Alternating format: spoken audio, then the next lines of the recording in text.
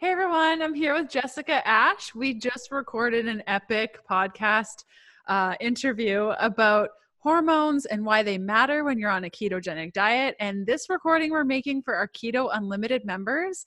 And you guys are getting access to this long before the public. You guys can find out more about Keto Unlimited and getting exclusive things just like this by going to theketounlimited.com. And Jessica, I wanted to pick your brain a little bit more. Something we didn't get to chat about in the general public conversation is when we do have hormone imbalances, how we can regulate them and support our hormones by the foods we eat or the practices that we have. So really my question to you is, how do we troubleshoot our hormone issues? Like, where would one start if they know that their hormones aren't optimal?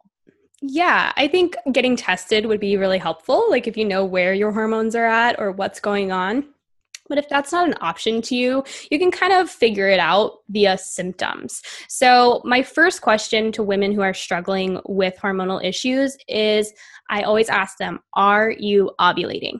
Are you ovulating? Because if you're not ovulating, I don't care what you do, you will not have balanced hormones. You won't make progesterone, so your thyroid won't work properly. You're going to be heavily stressed out.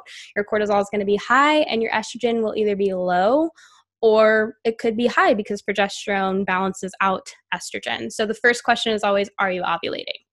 And then the second thing is, how's your gut? You know, how are you eating enough vegetables? Are you getting enough nutrients in your keto diet? Because a lot of people think like, oh, as long as I eat enough fat, I'm good. And I always say, well, women, we have a high need for nutrients. We have a high needs for fuel, period. So if you're not eating enough, or if you're not eating enough nutrients, you're going to see some major hormonal issues going on. You're going to start to see that hair fall. You're going to feel anxious.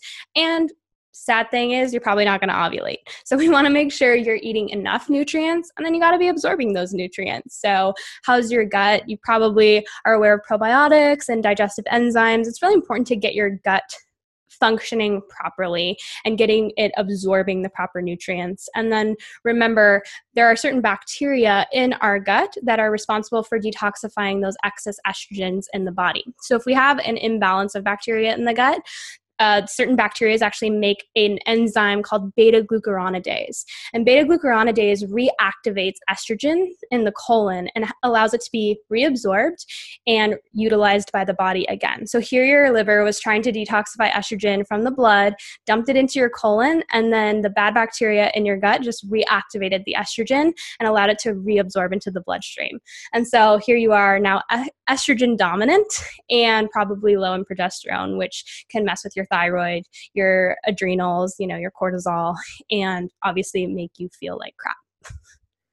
That's amazing, Jessica. Thanks for dropping the knowledge bomb, all of that. Really, really appreciate you coming on the show and sharing this little tidbit with us. Of course. Thanks for having me.